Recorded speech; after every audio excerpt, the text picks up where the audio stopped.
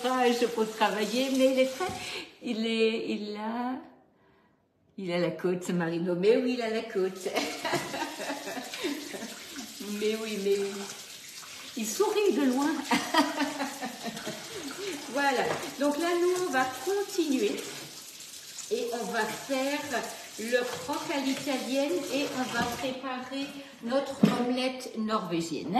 Donc là, le croque à l'italienne, ce sera pour nous ce soir. L'apéro, donc le roulé, ce sera pour ce week-end. Mais pour ce soir, on va faire le croque à l'italienne. Et ça, c'est bien parce que il me reste justement tous les ingrédients dont j'ai besoin. Ici, vous avez le moule 3 tablettes. Le moule 3 tablettes, ça fait 1,5 litre de contenance. Et ce qui est génial, c'est que vous avez donc 3 fois la possibilité d'en faire un différent. Vous avez quelqu'un qui n'aime pas le pesto, c'est pas grave, vous n'en mettez pas. Et vous avez quelqu'un qui ne veut pas de fromage. Et ben c'est pas grave, vous mettez sans fromage. Vous voulez faire 3 sucrés, vous pouvez faire au chocolat blanc, noir et lait. Et pareil pour des brownies, si vous voulez faire des brownies, quelqu'un ne supporte pas les amandes, et ben vous n'en mettez pas. Ça ne va pas se toucher, vous n'aurez pas besoin de craindre que la personne soit sensibilisée par un ingrédient qu'elle n'aime pas. Donc le 3 tablettes est vraiment fantastique pour ce genre d'utilisation. Alors, nous avons donc ici de la mozza râpée. Nous avons ici Subisave. Alors vous voyez, les couvercles universels vont s'adapter au pot que vous avez chez vous. Donc là, j'ai du gruyère. Je vais m'en servir et je vais remettre Subisave. Là, j'ai du parmesan râpé. Celui-ci, il a déjà plus de 15 jours. Hein. Aucun souci. Je prends, j'utilise et je remets sous vide. Hein. Donc là, j'ai juste rincé mon moule. Je vais déjà parsemer de parmesan au fond. Je vais rajouter du gruyère et je vais remettre tout ça sous vide pour l'utiliser à n'importe quel moment de la semaine ou pas, peut-être dans 15 jours. Aujourd'hui, on a mangé des asperges cuites qui avaient plus de 8 jours, et ben, il n'y a aucun problème. Donc ça se tient, ça reste frais. Comme il n'y a pas d'oxydation du produit, donc vous n'avez pas besoin d'avoir peur de conserver, et c'est surtout que votre frigo va rester superbement propre. Hein. Donc ici, oui, c'est vrai, Laetitia. Ici, nous avons du pain de mie qui a été fait dans le moule Sea Cake, hein, donc le pain de mie qui est juste idéal pour cette portion pour 2 personnes. Nous allons trancher ici notre pain de mie. On va ici le déposer dans le moule 3 tablettes et on va le garnir avec du pesto, avec des fonds d'artichaut, des tomates, de la mozza, et on va mettre ça au four et ça servira donc de repas. Mais ça peut servir sans aucun problème de plat, d'apéro, pardon. Voilà, donc là, on a vraiment, vous voyez, une belle tranche de pain de mie et c'est surtout génial parce que vous avez du pain que vous faites avec les ingrédients que vous faites sans avoir donc d'améliorants, de conservateurs et ainsi de suite. Hein. Salut Marie-Claude. Voilà, donc là, on va prendre un tout petit peu de lait. On va venir tremper donc le pain de mie dans le lait. On le pose dans le moule. Donc là, je vais déjà mettre 2 tranches et je vais en remettre une tranche ici au milieu. Voilà, donc repas du soir très économique. En fait, on ramasse les restes du réfrigérateur et on fait quelque chose. Les moules Guy de Marle, ne pensez pas égal dessert. Hein. Vous avez dans les moules, en fait, vous faites tout et n'importe quoi. Que ce soit dessert, que ce soit plat, que ce soit entrée. Merci Claudine. Attends, je vais aller un peu plus en arrière. Voilà, comme ça. Merci beaucoup pour ta réflexion. Voilà, donc là, on va mettre le pain de mie et on va badigeonner de pesto. Voilà. C'est pas toujours évident de rester à l'écran. Oui. Alors, attendez, je vais essayer. Voilà. Je pense que ça va mieux comme ça. Voilà, donc là, on a un petit pot de pesto. Avec plaisir, Claudine.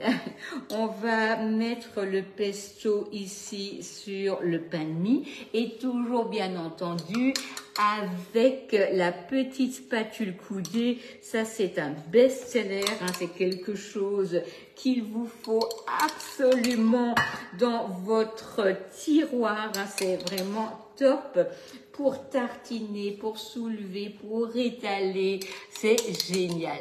Merci à vous. Oui, il faut me le dire parce que vous voyez, entre ce que vous voyez et ce que moi je vois sur la caméra, c'est encore pas la même chose. Donc là, je vais vider. Voilà, et j'ai pas mon technicien sous la main, donc du coup, je me débrouille toute seule. Voilà. Et sinon, le pesto, j'aurais très bien pu le mettre sous vide et le conserver, bien entendu. Donc là, on a déjà le pesto donc dans l'empreinte. On va rajouter des tranches de tomates. Donc, on va couper quelques tranches de tomates. Et j'ai ici un reste d'artichaut que j'avais ouvert hier, hein, donc les petits artichauts qui sont en bocaux. Voilà, on va les rajouter, que ce soit au-dessus, que ce soit en dessous, ça n'a absolument pas d'importance. Hein. Donc, vous répartissez. De toute manière, vous mettez dedans ce que vous aimez et ce que vous avez sous la main. C'est des olives, vous mettez des olives. Peut-être du pesto rouge, vous mettez du pesto rouge. Ça n'a vraiment pas d'importance. Par contre, c'est super bon. Ça a vraiment beaucoup de goût.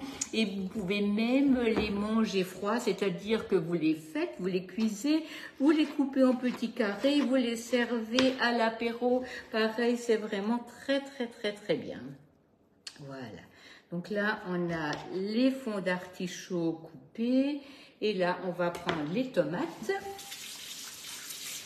Donc là, je suis toujours avec mon petit couteau donc à pâtisserie, hein, le couteau de précision. Ça, c'est vraiment génial, pareil. C'est facile à utiliser, on en a toujours besoin. Bonjour Marie-France. Voilà, on coupe en fines tranches, on rajoute par-dessus, on met la mozza et on couvre avec le pain de mie et on mettra ça au four. Hein. Ça, c'est vraiment génial. Et vous n'avez pas d'œuf. Hein. Dans le pain de mie, il n'y a pas d'œuf. Vous savez, il y a pas mal de personnes, en fait, qui ont des allergies. Hein. Et entre autres, ça existe donc ces allergies aux œufs. Donc, par exemple, ce repas, c'est sans œufs. Oui, c'est du pain de mie, Virginie. Hein. Le pain de mie que j'ai fait hier. Hein. Salut Régine. Donc le pain de mie maison, vraiment il faut le faire, hein, c'est trop facile et c'est juste trop bon. Donc n'hésitez pas, en plus vous allez faire plaisir à toute la famille. Ce n'est pas que pour le petit déjeuner, vraiment on peut prendre le pain de mie maison tout le temps, que ce soit pour le goûter, que ce soit pour faire des croque-monsieur ou n'importe, hein, n'hésitez pas, c'est vraiment hyper agréable. Bonjour Nathalie. Voilà, donc là, on va rajouter notre mozzarella. Donc, si j'ai trop de mozza, c'est pas grave, hein, je la garde sous vide et je vais faire une petite fougasse ou quelque chose. De toute manière, il n'y a pas besoin de se poser de questions. Un petit reste peut se garder. Je peux même le mettre dans un verre, poser un petit couvercle dessus et mettre ça au réfrigérateur. Ça ne posera aucun souci. Hein. Voilà, je remets mon pain de mie par-dessus. Voilà, je le trempe un peu dans le lait parce que sinon ça risque d'être sec. Ah bah oui, hein, c'est sûr. Hein. Une fois qu'on a fait le pain de mie soi-même, on va plus en acheter. Hein. Alors ça c'est clair. Hein. Voilà, parce que ça a franchement un autre goût. Hein.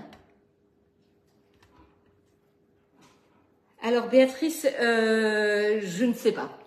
Vous me posez une colle. Combien de temps on garde le petit lait du skyr? Je ne sais pas. Il faut essayer, il faut tenter. Franchement, je pense que si vous le mettez quelques jours au réfrigérateur, ça ne pose pas de problème.